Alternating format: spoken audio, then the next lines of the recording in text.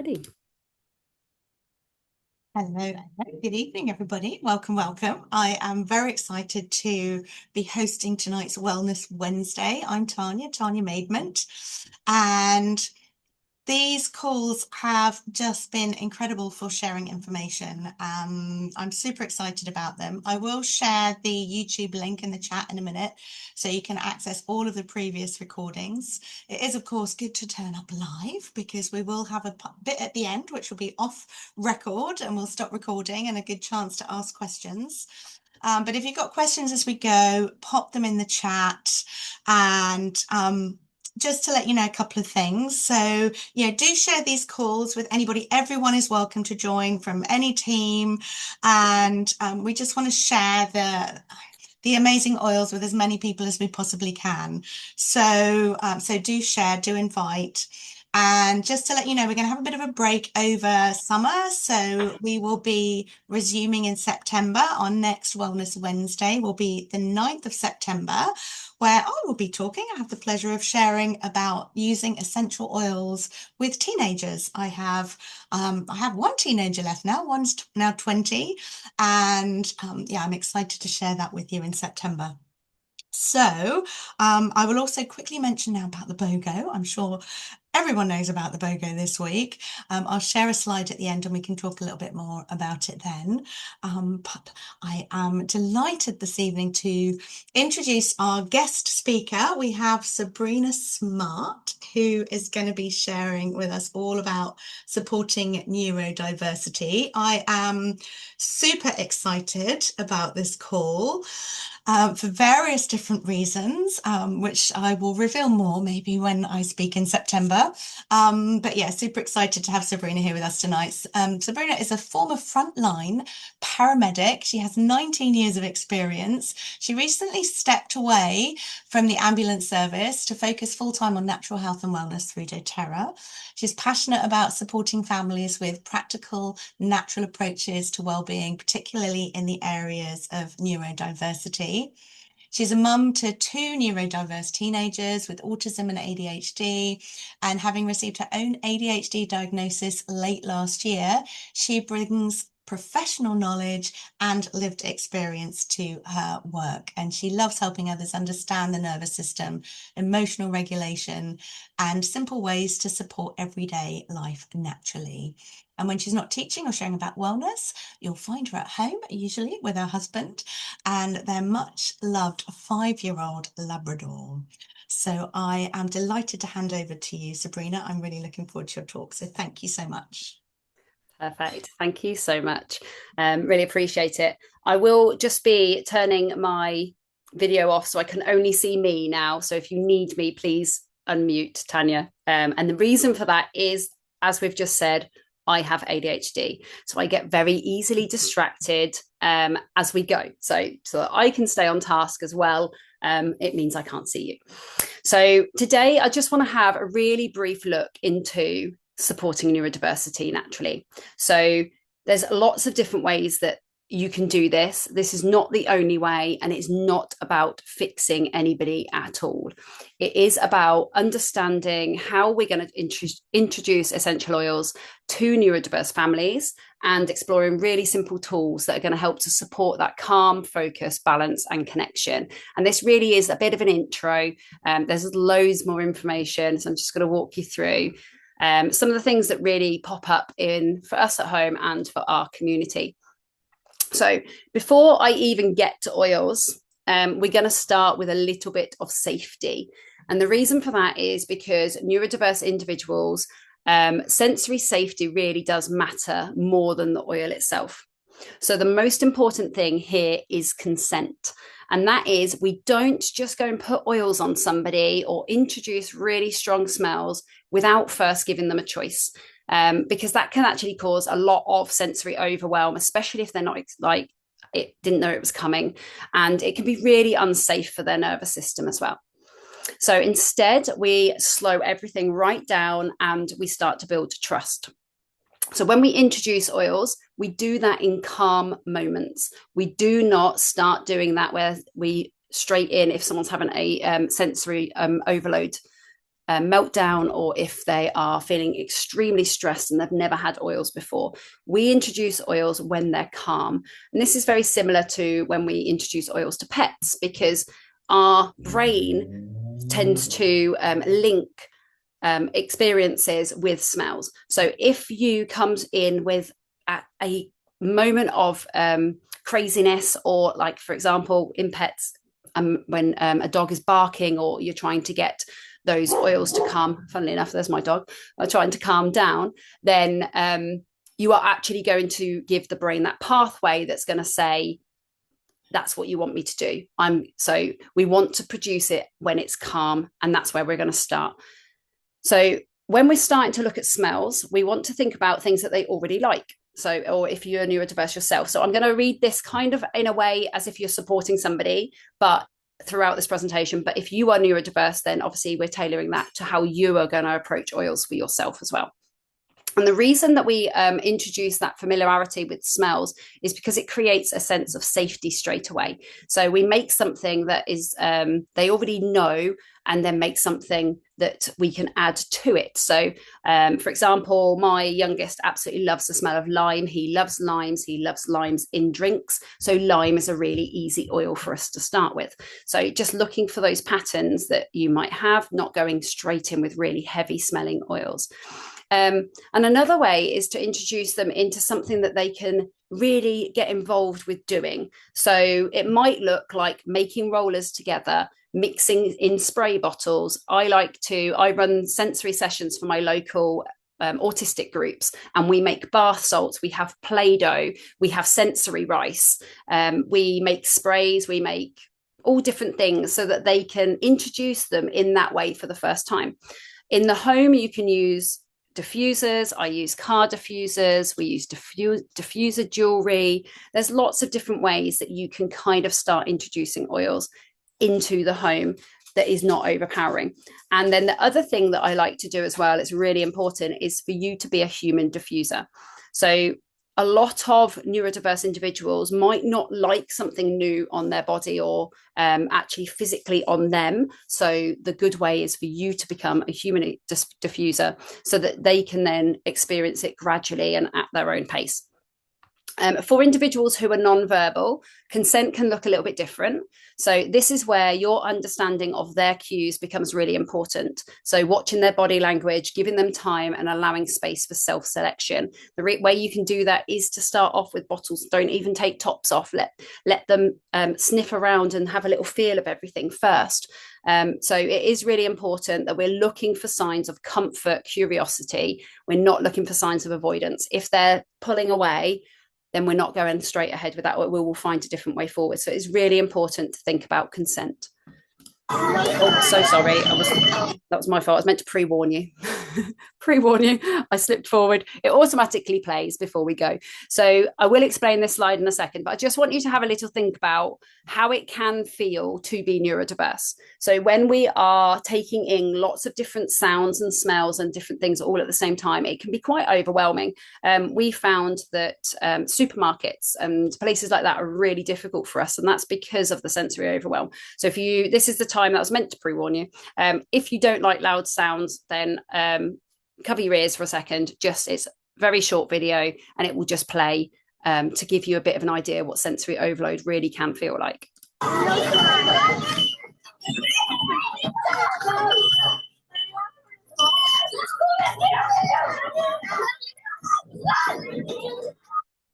Okay, so that's just a bit of an idea of when all of our senses start flying out all at the same time.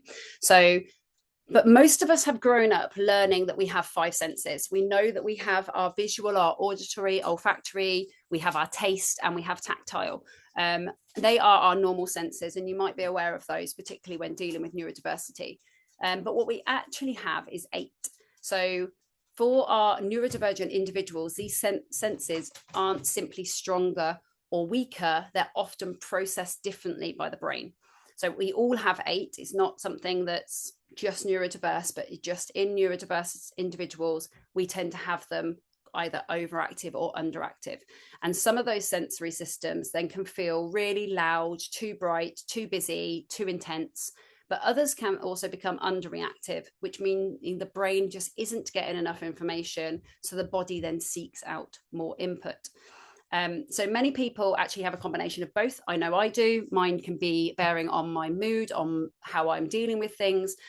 Everything can change. I can like something one day and not like it the next. So there really is no set pathway for this. And it is really important to know that our sensory profiles flip very easily with simple changes. So it's just being aware of those things. One of my children constantly seek movement, pressure, and physical input, while my other child finds things, the same experiences, really overwhelming and needs quiet and space. So neither of them are wrong. They simply regulate their nervous systems in completely different ways. Most people recognize those first 5, but we have to think about those other 3 that are going to have the biggest impact on our emotional regulation, behavior, and our everyday life. They are our vestibular, which is our balance and movement system, our proprioception, which is our body awareness, and our interoception, which is our awareness of what's happening inside our bodies. So understanding these 3 is going to completely change how you start seeing behavior. So I've mentioned these. They can really help you to understand some of the basis behind autism and ADHD. And if you have never heard of these before, definitely start looking them up. They're very occupational therapy based. I can also, we can also help reach out, and we can also tailor you to where you need to go to learn. But first we have interoception, and that is, we want to think about it as the body's internal messenger. So it's constantly asking, am I hungry? Am I thirsty? Am I too hot? Do I need to go to the toilet? Am I anxious? And most of us don't consciously think about those things because our brain tells us automatically. But for neurodivergent people, those messages aren't always as clear. So sometimes they barely notice until they are completely overwhelmed. And I see this in my children, particularly my eldest. We just got someone unmuted. If we can just pop them on mute for me, Tanya, that would be great when you find them. Thank you. I've seen this with my own child, and they can look absolutely fine, and they might not be noticing those things inside, but actually they can become quite poorly and quite quickly. And I have seen that, like I say, as a paramedic side as well, and with my own children. I've had to stand there in hospitals with my children very young. I wasn't understanding all of these things back then, and trying to explain that this isn't normal behavior for my child. And then they would actually do observations and be like, oh, your child's got a temperature of 40 and he's still running around the room. Why he shouldn't be doing that? He should be asleep on the sofa. It's like, it doesn't work that way. They don't recognize the early symptoms, and it can cause a lot of issues. Quite regularly, they don't notice tummy sensations. So we might have children who are struggling to go to the toilet. Again, temperature changes. So we might have problems with when their immune systems are under threat. So every little ache as well. So you have the other way, where every ache can be really amplified. So one of my other children have really, really low pain threshold.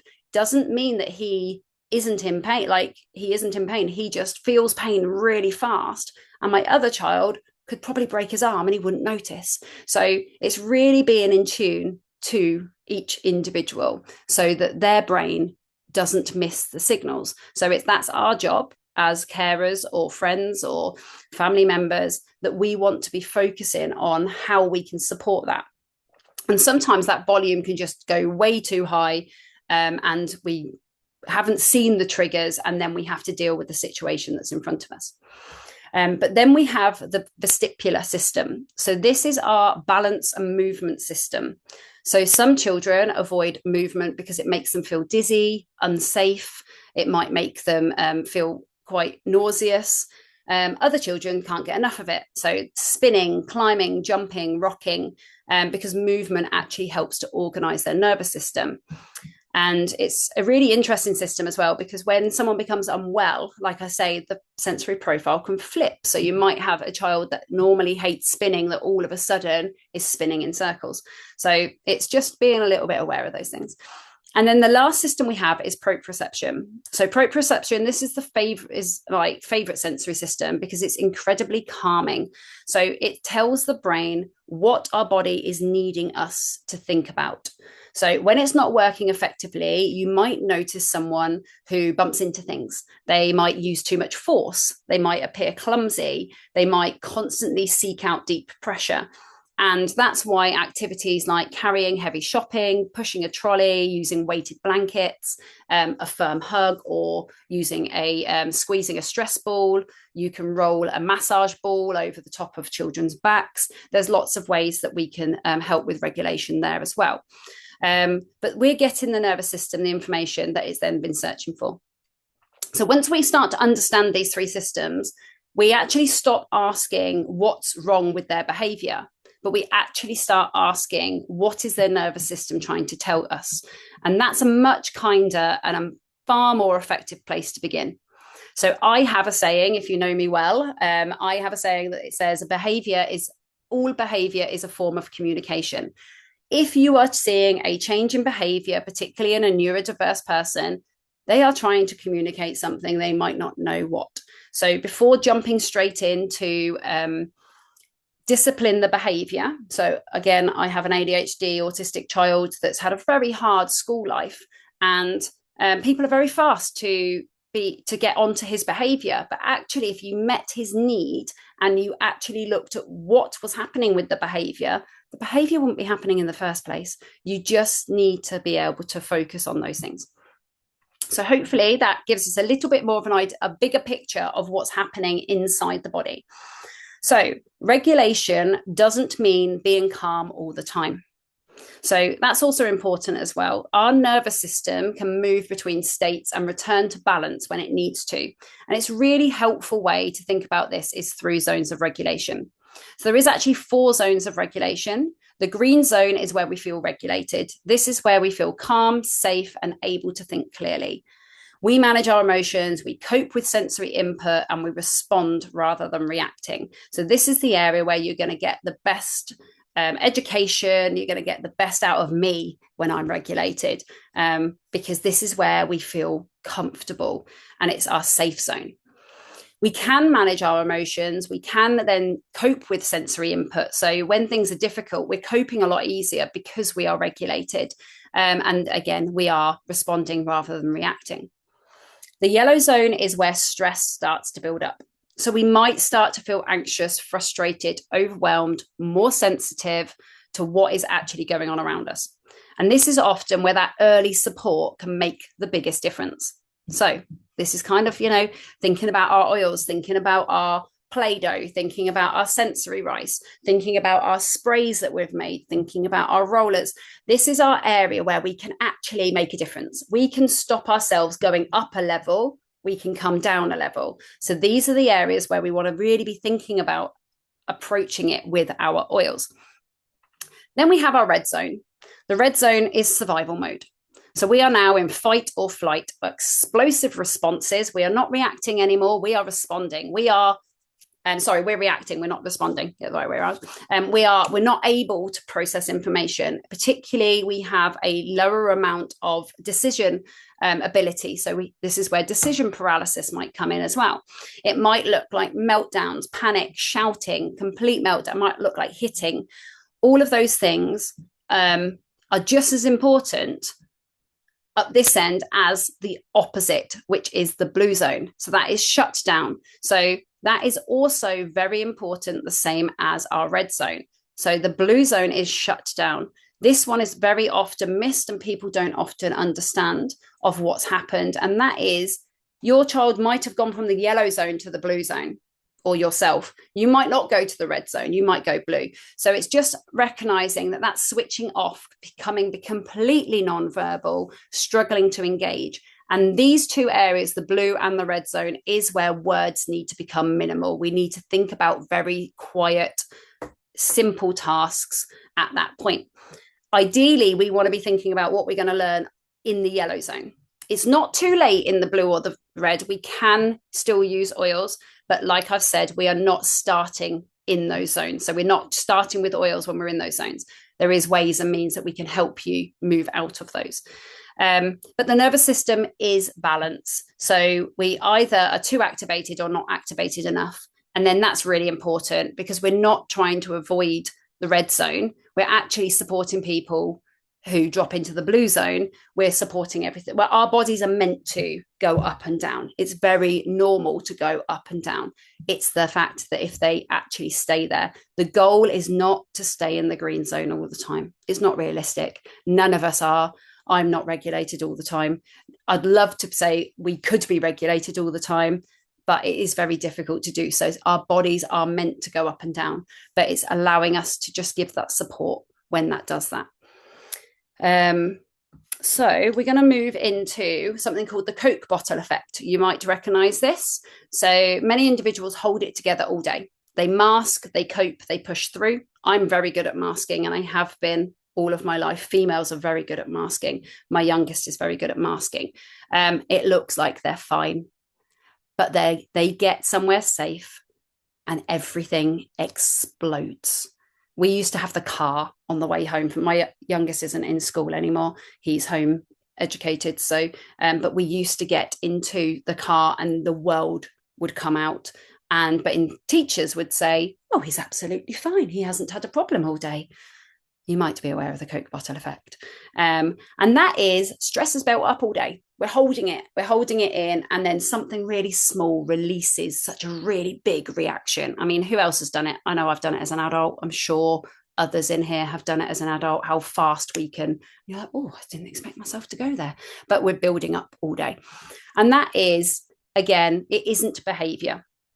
And this is really important, that it is the nervous system releasing pressure. So in that moment, less is more.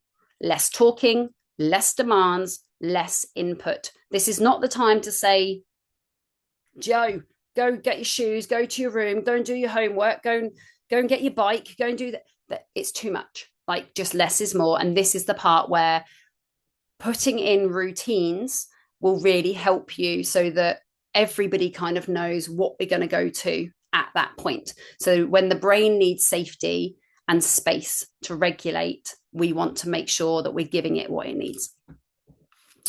What regulation actually matters, why it matters. So that's, children don't learn regulation from being told to calm down. Nothing's going to happen there. Can't go away and calm down. Absolutely not. They learn it from us. So our tone, our breathing, our energy, and it all affects them. And same with not just children, but friendships, family members. And this is called co-regulation. So when we're calm, their nervous system settles faster. When we're overwhelmed, things escalate more quickly. So the goal isn't about perfect parenting. It is about regulating ourselves first. And again, it's something that I advocate for more than anything. Before you step in to help a neurodiverse family or family member, you have to learn how to regulate your body. You have to have regulation tools, and then it's easy to regulate somebody else, because a calm adult's nervous system is really incredibly powerful. Okay, so let's move on to how do we regulate? What do we do? And this is really important. Oils don't fix behavior. They support the nervous system. So we can use them to create safety, grounding, and emotional balance. These are three of my favorite options. I'm keeping things very simple for you today. There is loads of options out there, but these are my favorite. Doesn't mean they work for everybody, but they do work for majority. And that is balance and citrus bliss. This is something I call monster juice. Okay. It's really good at calming the nervous system, but at the same time, uplifting mood. So the two oils together work fantastically to be able to help with regulation. So for me, the moment I start heading into the yellow zone, I will go and get my balance and I will put it up and down my spine, followed by my citrus bliss. That's one really simple way you can do it. Another way is to have it in rollers ready. keep it in rollers. I have Monster Juice in every bag, every car, everywhere you go. I have it in little sample vials. I have it mixed together, ready to go all of the time. I have it in spray bottles. So let's remember that not everybody likes the same way of applying oils. So if you've got a child that's heading into, or yourself heading into the yellow zone, your skin might now be really sensitive because your senses are on fire. So you might not want to put a roller. I can't put rollers on my feet. Cannot do it. So a spray bottle might be a better option. And then you can have it with carrier oil in there. So I highly recommend those. I'm not going to tell you dosages because I think it's really hard. People get quite het up on how many drops, how many should I use? Everybody is different. I use a very high concentration of this. Okay, so I make this very strong because I want it to have that effect. Now, some people need a higher amount as well with autistic ADHD families. You might need more oil to get the same effect as you would with others. And sometimes you need less. So you have to do what's right for you. So I make this in a roller or a spray, very, very strong. Then my next oil is Adaptiv. So Adaptiv is for stress, overwhelm, adapting situations. doTERRA has done the work for you here. Okay, it's really done the work for you. Adaptiv has fantastic oils inside that are going to help to calm the nervous system. It has Copaiba in there. If you're new to oils and you don't know about Copaiba, you need to. Okay, so I've got Copaiba on another slide, so I'm going to come back to Copaiba, but there's a reason why Adaptiv is done in that way. It's been made specifically for you. And the wonderful thing we actually have now is we also have the Adaptiv Softgels as well. So we have an internal version that you can use as well. So that is one of my utter favorites. Then we have Serenity. So Serenity is often linked for sleep. So you may see Serenity come up a lot in our sleep classes, but Serenity works just as well during the daytime to calm the nervous system. So I've got a list of like 10 top oils that really do support neurodiversity. In Serenity, I think there's 7 of those oils in Serenity. I'm just saying, like, you know, that's part of already made for you. And doTERRA didn't even know they did that. Which is brilliant. So for me, Serenity, my 14-year-old will not go to bed without a Serenity stick. He's not. He's got his own. I've got my own. My 16-year-old's got his own. It's part of our nightly routine. Use a Serenity stick. Now, I love the Serenity stick in the day. We have one in the car because if your child has got into the car in a Coke bottle effect, you can use Serenity in that roller. It's not oily. It doesn't go on like a roller does. It's much smoother and it's a really good go-to. So it's just learning your own triggers, and I can't teach you your triggers. You have to learn your triggers and where to use them, but I can recommend the best oils. Okay, so these are fantastic, are utterly my favorite for regulation. There's plenty more out there and it's not just there, but we want to keep it as simple as we can for you at the moment. Okay, so sleep can be really difficult in neurodiversity. And that is important. Again, it's not behavior, it is biology. So the brain and the body work on different rhythms. So we're going to break that down for you a little bit. So during the day, the body is meant to build up serotonin. Okay, serotonin helps to stabilize mood, support calmness, and it helps us to actually make melatonin later. In neurodiverse individuals, serotonin can be lower or more unstable. Okay, so it's because the nervous system spends more time in stress. It spends more time trying to recognize the interoceptive pathways that are going on than it can sit and produce its serotonin as it should be. It's part of what I teach in a sleep class. Is sleep actually starts first thing in the morning. We want to be thinking about how are we building serotonin during the day, because without serotonin, we can't build melatonin. So if your cortisol is high during the day, our serotonin doesn't build up in the way that it should. So guess what? When we're stressed, we don't have enough serotonin. It's then going to affect our sleep. So it has a knock-on effect onto everything. So we can't produce melatonin properly. And now melatonin is the hormone that tells our body it's time to sleep. Now, on top of that, in neurodiversity, particularly ADHD, melatonin is often delayed anyway. We actually don't produce enough melatonin. It's a given fact. When my children were little, we were recommended melatonin-rich foods. So highly recommend, again, go and look at those, having a snack a bit later in the day, have some melatonin-rich foods. Top of my head, some of those are like pistachios. I love pistachios. One of them was Weetabix and banana, I believe, but I didn't like those. But I love pistachios. So we used to have a little bowl of pistachios in the late evening before going to bed because it helps us to produce melatonin. So if you're already feeling tired in the evening, your brain is still now wide awake. And then your cortisol, where it should be at its highest in the morning when you first get up, and it should gradually drop throughout the day. But in our neurodiverse nervous systems, it often does the opposite. So it stays elevated and even then spikes in the evening as well. And this is why we see what many parents call the second wind. More energy at bedtime, more alertness, more difficulty switching off. And this is when we also have to bring dopamine into the picture, especially in ADHD.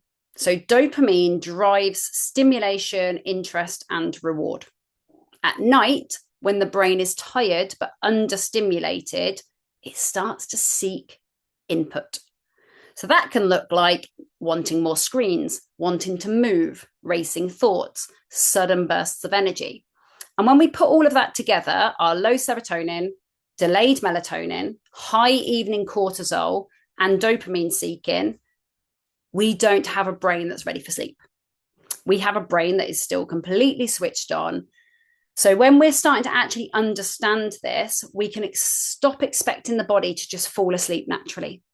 And we can start actually supporting the system in a way that actually makes sense. So we're going to actually be thinking about that routine and what we're doing in those different areas. So this is when we have a little think about sleep and neurodiversity. So we have to start in the body in a way that makes sense. And the key is not forcing sleep, not trying to force them to go get into that room, stay in that room, because especially with an ADHD brain, I'm just way too busy. My brain is all over the place. I need to slow my brain down. My brain works very, very fast.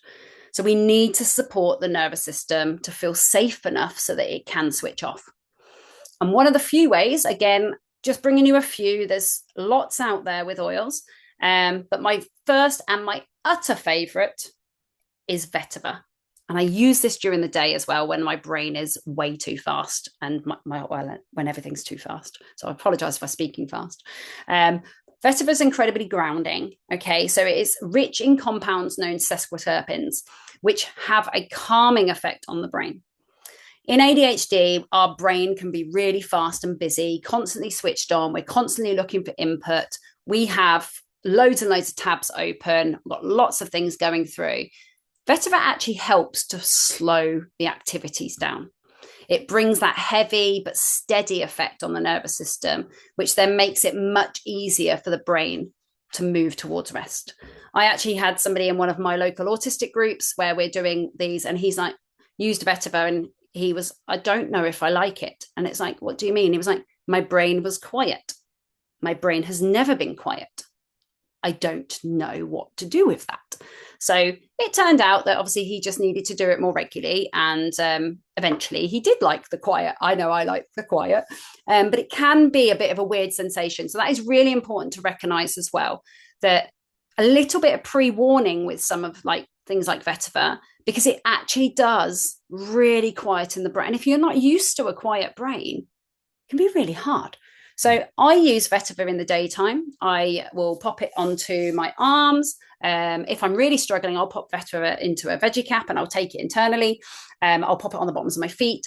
In the diffuser, it's brilliant, but just pre-warn you, in the diffuser, it's a very thick oil. So just keep an eye on cleaning your diffusers a little bit more regularly if you're using it in diffuser. And I actually like to mix it with wild orange in the diffuser because it's got a really nice smell then as well, which is great. So there's lots of different ways that you can use vetiver. Then I said we're going to move on to Copaiba.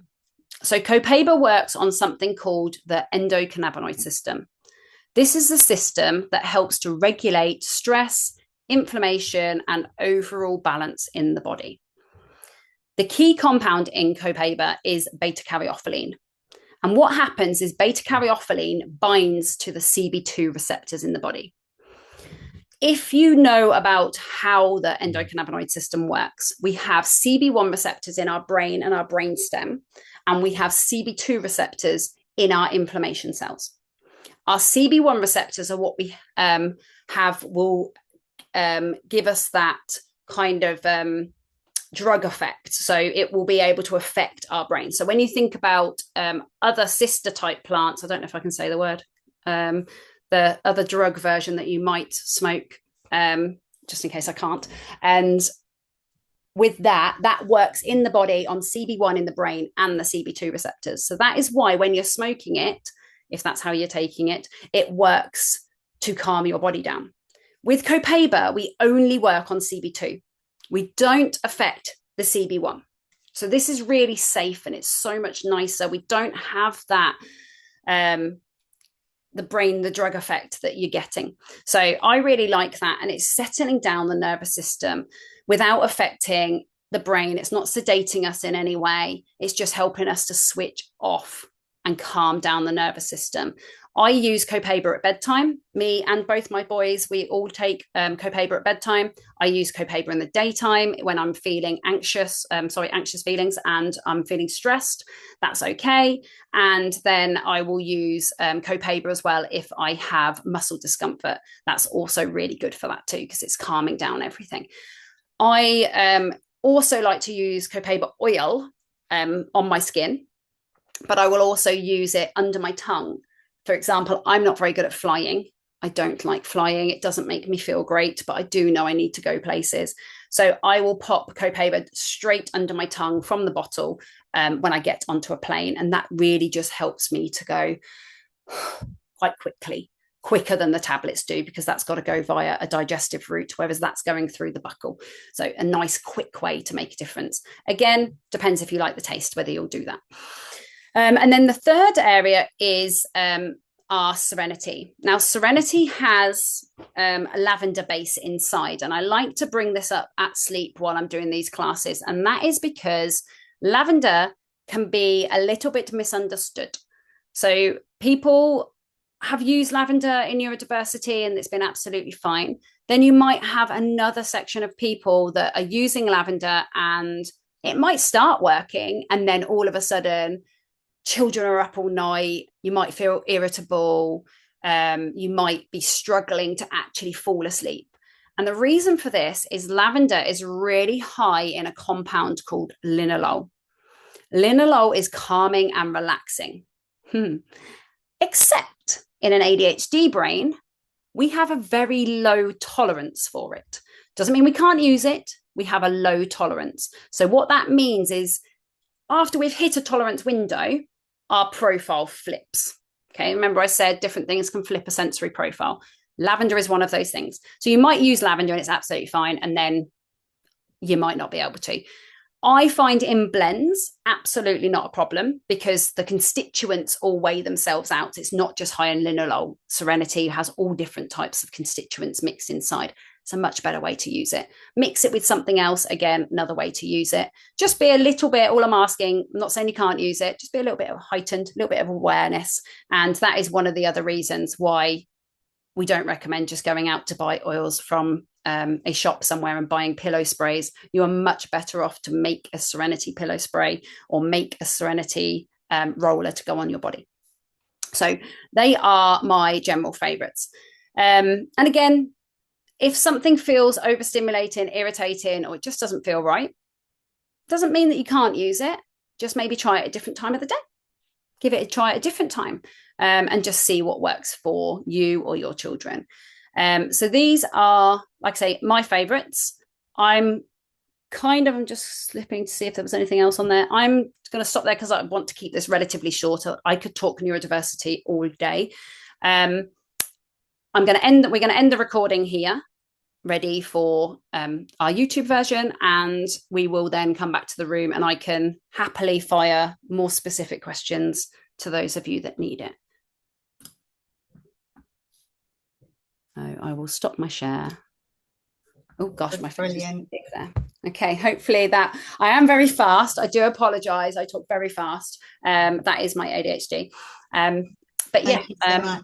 no problem. Do we have any? Was there anything specific in the chat? I haven't looked at anything because, like I say, Morning. Okay, I just wanted to finish off by saying a huge, huge thank you to Sabrina tonight. It's just been absolutely amazing, and thank you for sharing so much wisdom with us. Our next Zoom call, our next Wellness Wednesday will be on the 9th of September. So look forward to seeing you then after the summer holidays. I just wanted to finish off by a quick reminder about our BOGOs. Please ignore the comma and replace it with a full with a dot rather than a comma.